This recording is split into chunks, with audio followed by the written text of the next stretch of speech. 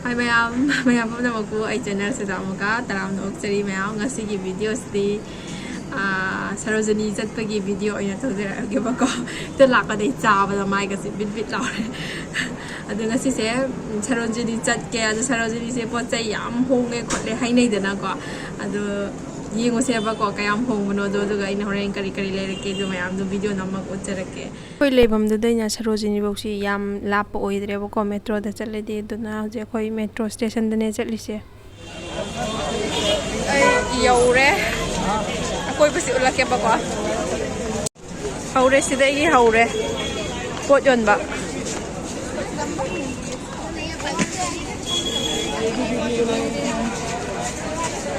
Sintang driba ne bako som nei som changkil laga oi doine ba som nakan se am sana ga phacha ba yaure ado ai manung changa chang ong ka ko clip sing ji sa mai manga ne chapal sing ji loi hong bane ko si sing ja ado ai manung da changa ga mu ula ke ko bel no ngam le bor lai krom ba sa pa dai hele mai ang nga ai na chat tai jo asi lere asi manung da chang doi ne ba ko mai ang Sarojini market asi manung da lere changa asna sinu pa si wang man gere asi lere changa ga mu ula ke am sange si manung da yaura ba ne ba ko sidai haure stall se sana lupa yon ba gi mi se nga si akhoi lai se Sunday no me ne ba ko adu gi ne mi khuche na ma chille as video na mam khang do ri bra khang oi ji ba ai khang dre mi di am chille som na sai te su chang wa lai chang ko ma lai ba ko du som ne su chang wa dei su chang ma lai adu chang ga yeng a se ya si moi na video da yam una ba som number ga ta du som na kan ji oi doi ne ba ko ado ai chang ga lai ra ge mi si di mayam khuchin na ma ne ai khang dre mayam si mi si yam chille ba ko do na po chai se lai bam khang dre do pot chai sing se ko smaina kutti gu ma se ba cha ma fix thar ga di fix oi doi ne ba ko thar la se le mayam Instagram da yam trending oi na ga de online da yam trending oi na ga cha na ba bottle gu ma do ko yam khong e ba se de do sum yeng a ke moi gi mandi da rakhi hai bra kaino du su oi bai ne ba mi yam chili se kuchin na ma ne ko ora raksha bandhan hai ba Ngakang summi chi ko yengi nga si gi dukan si dai khongra ma si ai pam le ba ka to si ko dukan si da changa ga khongra ma yenge mayam si gi mathak ta ya le ba khongra jing je loina chani yang khai ngak ta ne do mi si yam chille ba ko adana video je tang lobom na tai ja de ba ko to mayam mi si ho si gi marak si da ne ba ko video law rai se do mi du chin bane na customer yam bane na hoi chang dil ga video law bu su mo su no ai ta ba si yawe dai law go no ha po dum yawe ba ko do mayam di video law ni na chatlam ne na ko moi na harak pa harak ta ba ai thok pa ma pung law ga di lak di lai ba ko ai di namam thok pa gi nam ma ga di lai do mayam Sarojini si Sunday numitane ba ko hoina chali se ado moi gi chi gi ahoin chali si nonga laga moi gi festival am su leibane na adu gi su oiram ba yai khara hen na mayam de gi chilli se do Sunday si dismaina du manam matam da chille hai ko to mayam si da su khungrau le ring ja anam loina chani yang khai si dei ngak ta ne ko do ga de hen ma di kaya leite do sta lambi de sum chapa da fruit ama yan ba si gi saina angau ba si yam kaino taw bo ino ure ba di mai angau ba si khunang cha dri ba hai tare mi ne yang khandri ba oi ba ko daina pamba khara ma yaure mayam nupi ne da ko sum chatlaga mayam sum mathang urak pa de ai se ama muk pam among pam de ai na lei dori du da lei da bi da dum koi ung ga lei re ba ko de khoi ma ai na moi wara me na moi gi di lei dam ne na ko ai gi lei ba ne na harau dan dum chatlaga lei ram ne ba tu moi wara ne na ai wathi da re ba ko du gi ai gi lei dog du kari no hana nang fruit lei ne ai ga na fruit hana lei ro khungrau lei ne khungrau han lei ro taw re ba to mayam si da ai si hore adu phare ai fruit ki section si hana loi si lage na fruit ai na khalle hoji ki so ai lupa chama khak ta ne ko si sel lupa chama thai se hoji ki do man low re mayam to mayam ai fruit chi kan ba loi si le si loiraga fruit ki ji loiraga ai chapal lom dam chale ba ko ai chapal amani yeng ya na to si ki chapal se anamba loina cham yang khai chani yang khai to an kha oi loina sigi mathakta leiriba slipper leigang yaubisingse asi loin lupa cham yankai ka oiba ko ado ai si dum nan gum tawena yengmune do mai rubber aina ka jik pam wat pasi lupa chani ka oi gum tawe do ai leidi leiraktre sigi chapal se moi gi sa namba poti dum honge haije lupa chahum yankai sina moi gi khwaide atang boy ba ko sumaina sigi sing kulapri ga sing si loina lupa chani yankai kaktane ba sumaina dukan kaino oina nakana kanda phamma sing si anamba loina honge haitare duga moi nakan da su showroom mayam ama leiba ko du showroom du da pudi dum tange du mayam sigi chapal si joi pam gum da wena sigi chapal yenga du si anam si sing si loina chap mane in haijune lupa chani yankai chahum madum gi chang aktane ba de leiri sing si adu de hen na tang madi kya yon de haitare adu nakan amagi da showroom da budi yawe lupa lising biba ni biba de dum tara biba kun biba lo yawe मैम खुंग की लोरगा bag अममुंग लेगेना bag सी चंगे दो सिगी bag सी सब माने को लुपा चहुम यांखिना क्वाइदे याम ममल ने बको इन हुजिक पाइ सी लुपा चनी यांखै खक पीबने तो खोइ मावैदा फजदब्रा हंगिने को इन तौरिसे अइना सी बेग सी यारदि लुपा चनी दे लौगे तौबने बको तो नपा यादे फिक्स प्राइस ने ना रोहिला से सिना 250 का इनको 250 एक ही रेट फिक्स प्राइस 250 का ये मैं बड़ा साइज है 250 कम इससे कौन सा भी नहीं ज़्यादा होगा ये आपको पसंद होगा ज़्यादा होगा याद रहे भैया हाँ जी मैम सी स्टोर से 100 स्टोर ने बको से लेरिंग से लोइन लुपा चाम ngakta ba do ai video nam ge tor moi nam kano haibade ai video lauraktre bako moine yadabdu ge do hojiki da ai haidi nupi maja na pam do po che yam ya hoi bako slipper kai ka do namake tong ne yada namaktre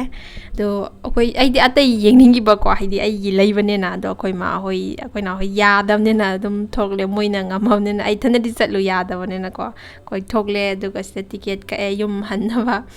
ticket la mi si jo ticket ka ko je queue de ne ko lep ne ri si pra ngai na ra ga ne ba si ka I si so ado koi mamo hoi di wa de na metro ngai ba da dum si makha da ga moi kai ba ga leitre phamjin nge ko makha da moi matung mo na mo hana I ga shopping to ba chat mi na roi hai re ma'am yum yo re ba saman ga ising ka ji ka ta ki abut ma ko ki glass ta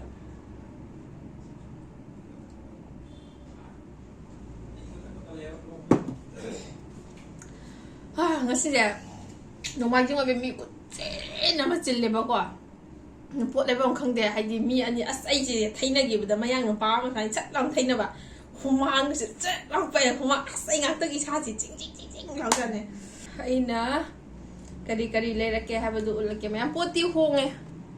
poti yam hong e ba ko do Sarojini si ana mana second ngak ta ne pa sen si yaw di yaw e ado second hand ana mane second hand local laga yala thamba ko hanger da aduga mogi adunia ba haidi local laga thambe dum khoi gi Sunday market ga toy do mane ba ko ba mai na kari lai dai dai uchara ge aina han ba lai gi ba khangau si mam si khangau si ne ko formal ne si di khwang di cha do male yam sang uga da uroidra khang de ne se ai se laga de mo utti ke ba si formal si ne bell bottom ne ko ma'am ai khong raw si bell bottom ne na pa me ba ko si lupa chani yang khai de lor pa de ma'am second hand ne ko Sarojini si second hand ne tai ke choi ram de second hand ngak ne ma'am na Sarojini hai de second hand ngak ne ba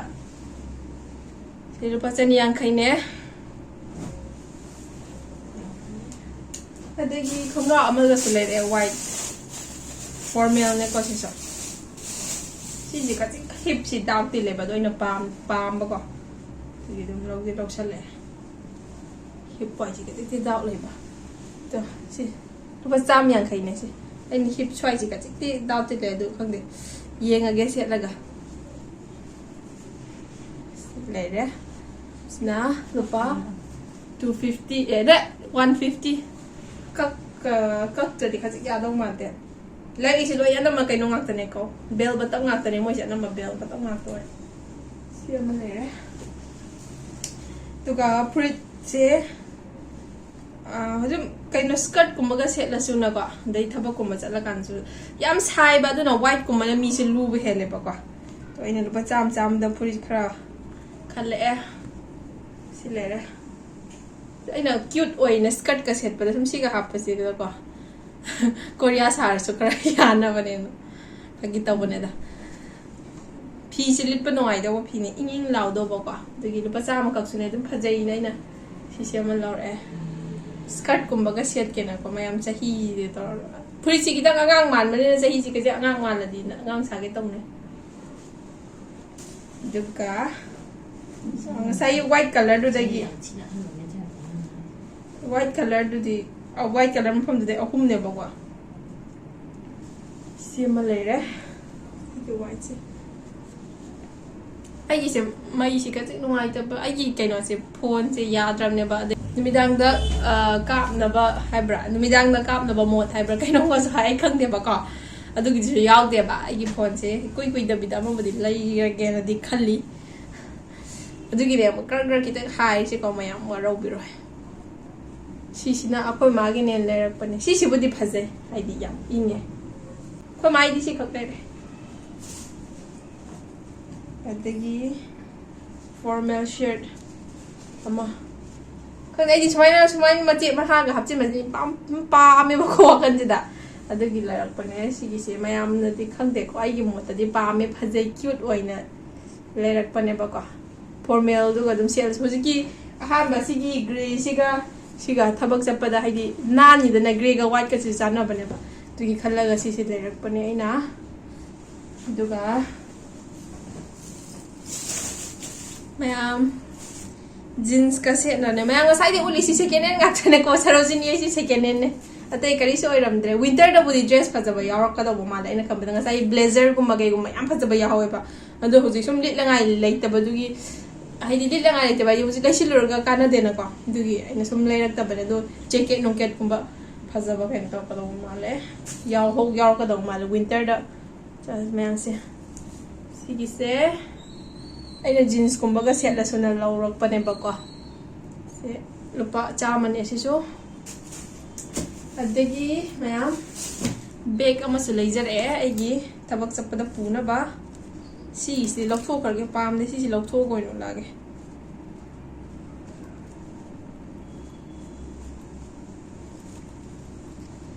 si lokthok ge ta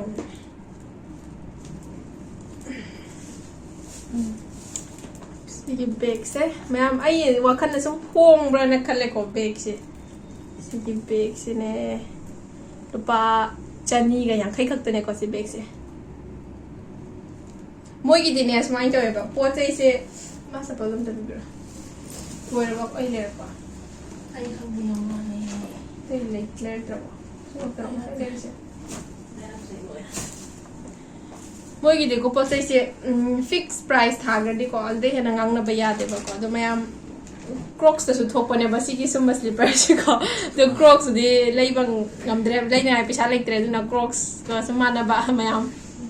hai pe mun yeng sin da di mi no crocs na ma ne na ti khang noi sai dra kai no ma tha ba ne bo crocs ko crocs ti de to si si ngal lei pa chani pi na si se na pa ba ko ma ka di ki crocs si lei ga na si se ma le re